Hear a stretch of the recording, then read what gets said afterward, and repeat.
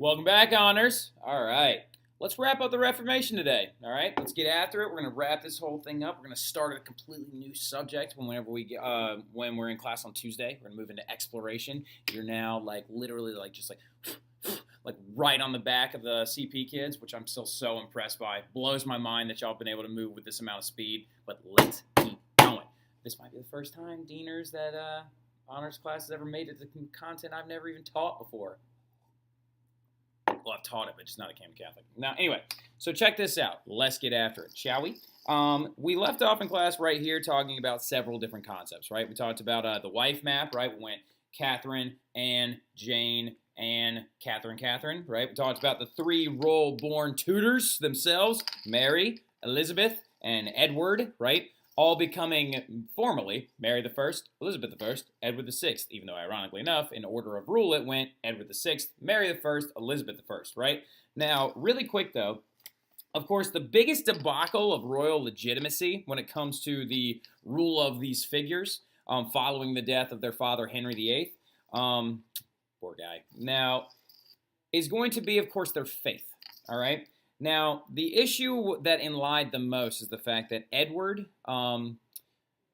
never actually had any children. He was a very young man when he died. He was 15.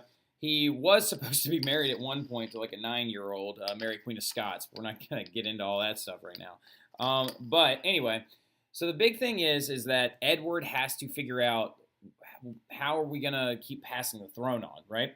Now, urged by Parliament, he signs this thing called the Third Secession Act, which actually gives royal legitimacy and overthrows Salic law, right? Salic law, S-A-L-I-C, that actually prevents women from inheriting the throne, right? And so with this new law, the idea would be that his sisters would be allowed to inherit the throne to keep the Tudors in line, because remember, the Tudor family is very, very nervous about letting go of the throne because they don't want another War of the Roses on their hands. And the Parliament viewed it as you know what?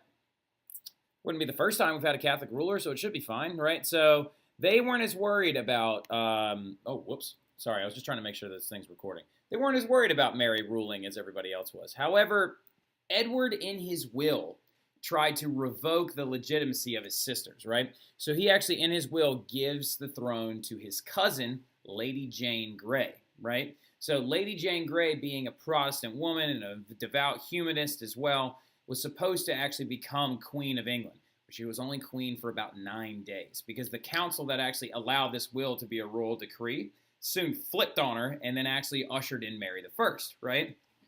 So Mary comes in, and underneath the new, what's the word, trend, I guess you could say, has Lady Jane Grey and her husband sent to the Tower of London, right? Now, originally, Mary was going to take the prominent pro-view of keeping her alive, right? She actually stayed her execution.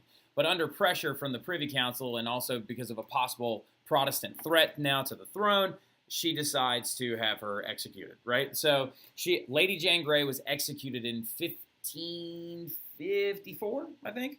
Now, I'll have to double check the date. But so she's executed at the Tower of London in a private ceremony inside, right? Some of you are like, what's the Tower of London? The Tower of London is this old fortress that used to be used to protect the royals from invasion. But in the 16th century, it became very popular to use it as a prison, all right? So the big notables, of course, are Elizabeth I was a prisoner there, Lady Jane Grey, Mary Queen of Scots, Sir Walter Raleigh. A lot of different figures became prisoners there. It also, to this day, is where it houses the royal jewels, right? The crown jewels of England are housed there because it's supposed to be a very protected area. At one point, the mint was there, actually, as well, for the royal pound.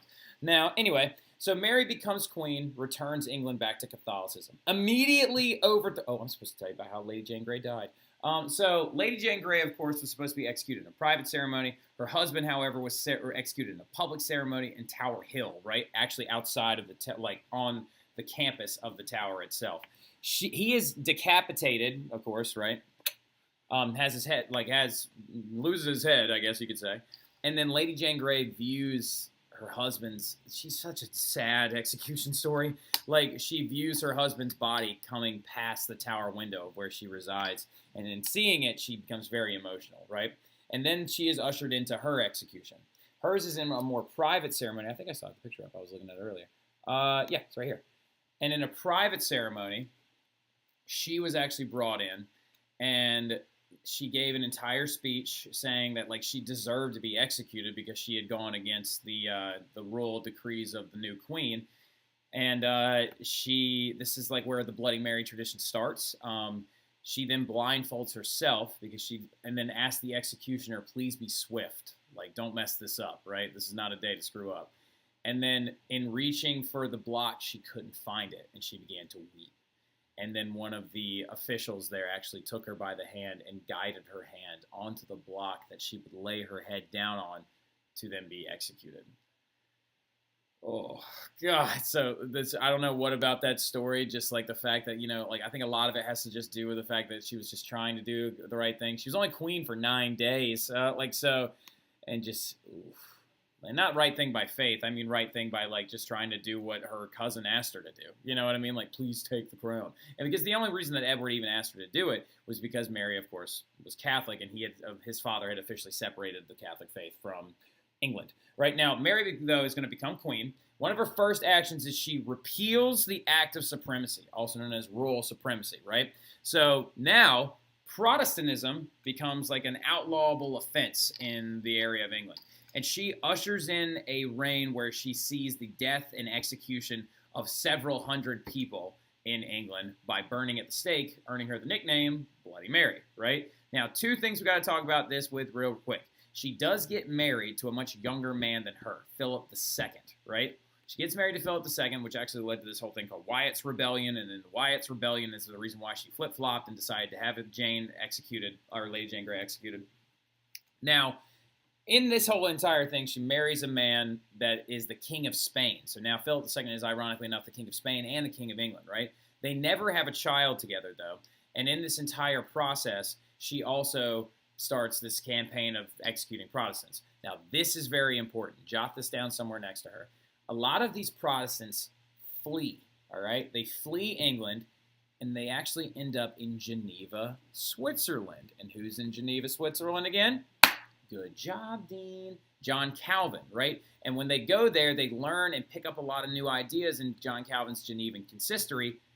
And when Mary dies and Elizabeth assumes the throne, because Mary never actually had any children, she had a phantom pregnancy at one point as well, which was very like heartbreaking for her and things like that. But Elizabeth is going to claim the throne, so these Protestants are now allowed to come back when the Act of Supremacy is brought back in, all right? Because Elizabeth I reclaims the Act of Royal Supremacy. And we got to add a little addendum to that in a second, don't let me forget. But these Protestants come back, though, who were Anglicans when they left, but when they came back, they are now Puritans, all right? Much more strict in their faith, and they want to purify the Anglican Church of all of its Catholic elements. We'll talk about the Puritans later, especially when we get to colonization, all right? So, and James I and the English Civil War and things like that. Now, Elizabeth becomes queen, all right?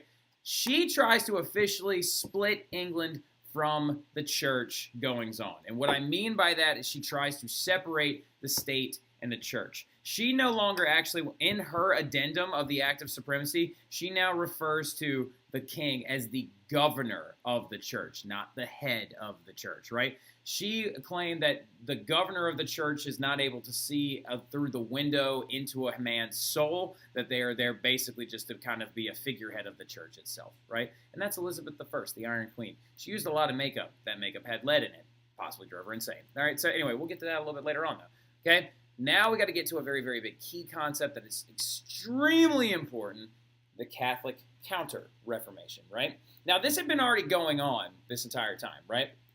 Let me double-check the dates really quick of when this guy was in action. But this was all ushered in by a man named Pope Paul III, all right? Jot that down. Pope Paul III calls a council that is now in charge with Pope Paul III. I can never remember what dates he's in. Oh, there he is. All right, so Pope Paul III, 1534 to 1549. Yeah. So during this entire reign, like when Mary actually takes the throne, Pope Paul III is already in. And this entire thing had been going on during the Reformation process, right? So Pope Paul III was very proactive, and he decides to create this thing called the Counter-Reformation.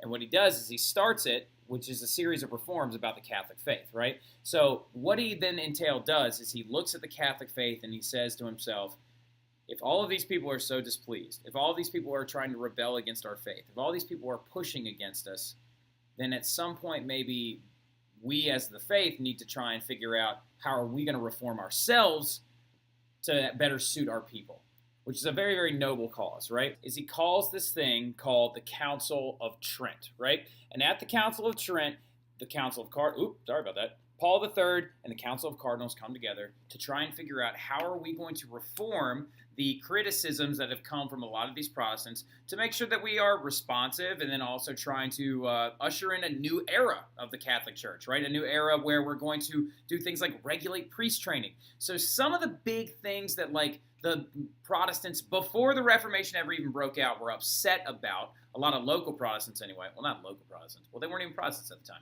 but a lot of regular, everyday Catholic nobles were very upset about. A lot of it has to do with the training of individual priests, right? So what Pope Paul realizes is that it wasn't necessarily like the faith's fault for the injustices of some of the like few priests, right? So what he decides to do, though, at the Council of Trent is to regulate the training of priests, right? Because many priests in these areas of like the German countryside and like the Holy Roman Empire and areas of northern Italy were accused of being what was called mumblers, right? Mumblers that like didn't even know Latin, right? So he wants to regulate priest training in that sense. Another big thing that they were upset about is a thing called pluralism, right? Pluralism was where the priests were actually being paid multiple salaries for having multiple postings and making a lot of money, right? So, and he's going to try and crunch down on that, right? And then he also looks at the original starter of the entire, like, shenanigans, if you want to call it that, is that, and now keep in mind, this is all, like, been going on in response to, like, a lot of crazy stuff, like the German peasants' revolts, the Anabaptists popping up, right? The Anabaptists popped up, and their biggest gripe was actually, like, people should be baptized when they're adults, right? Like, I was raised as a Baptist, and we're actually supposed to choose our baptism when we get older, right? So, and then whereas this flew in the face of the Catholic teaching at the time because they believed in infant baptism, right? So the Anabaptists are going to lead to people like the Amish, the Hutterites, the Mennonites, Baptists, Primitive Baptists, Wayward Baptists, like a lot of different like kinds and styles of people. Now, the indulgence aspect, though, okay, they decide that they're going to outlaw this as well. What I would just wanted you to know, or like going into this whole Counter-Reformation thing, is that this was not a direct last-minute response. Like I said, this had been going on when Mary came to power. This was already happening, all right? So this is not, like, this happened actually pretty soon off of the heels of Martin Luther. Pope Paul was very responsive. So he outlaws indulgences as well. He's like, no more indulgences. Indulgences are what they are meant to be in the Bible, of good deeds for your soul, not something you can buy and sell, right? So women are going to be brought in as well. The thing that you sent in every single day was a Counter-Reformation product, the Catholic school system, all right? It had its earliest infancies, though, when women began to be brought in to help work and educate the people. So he's now making more equitable ideas for lay women as well as the nuns to be brought in to actually help educate individuals to make sure that literacy expands, that culture expands, that the Catholic Church is like being the idea of pushing the values of education, right? So, and then the Inquisition, though, did stay, all right? Now, I know a lot of kids usually ask me that, and that's why I have it in here. It's like with the Council of Trent. A lot of people are like, well, what about the Inquisition, Mr. Terry? You know, the Spanish Inquisition was pretty bad. Well, the Spanish Inquisition was bad because of Isabella and Ferdinand. It wasn't really bad because of the Catholic faith, right? So the Inquisition, though, was a church court, of course, that was made to, why do I have a slash there?